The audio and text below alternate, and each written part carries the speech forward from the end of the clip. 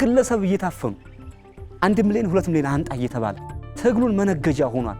ከኢትዮጵያ ቋሚ ጠላቶችና ከወያኔ ጋር አሰላለፍ ያዘ።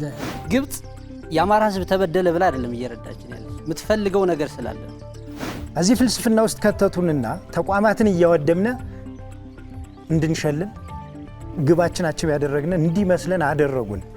መስመሩን ሳተስን ምን ማለት ነው? መከላከያን ካላቆሸሽ የምናሰለጥነውን ወታደር ጀግና ልናደርገው አንችልም። ከጧት እንጀራ አምጣ፣ ከሰዓት እህል አውጣ፣ ማታ ደግሞ ብር አምጣ። የኛ መሪዎች እኮ አልትራ ስልክ ይዘው ጫካ ለጫካ ይሽለከለካሉ እንጂ ውጊያ ምን ያህል መራራ እንደሆነ ያውቁት። የባህር በር ጥያቄ መጠየቅ ወንጀል እስከሚመስል ድረስ ተሰርቶበታል። ያ የመጣው ልምምድ ከምን የተነሳ ነው?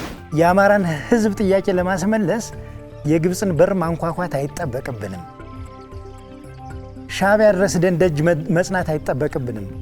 የኛ አመራሮችም ይህን ጉዳይ አጣውት አይደለም የተራዘመ ትግል አድርገው የራሳቸውን ኢኮኖሚ እያካበቱ ስለሆነ ፋኖ አይችልም። መከላከያን አጥቅቶም ተከላክሎም የመደበኛ ውጊያ የመፈጸም አቅም የለውም። ትምህርት ቤቶችን የምናወድመው ጤና ኬላዎችን ካምፕ የምናደርገው ስለተሰራብን ነው። የመንገዱን ሁኔታ ገምግሞ ከኋላ ያለው ይከተላል ብለን እናስባለን። ትክክለኛ ታጋዮች አሉ፣ እንዲመጡ እንፈልጋቸው ታጋዮች አሉ። ወንድሞቻችን ይመጣሉ።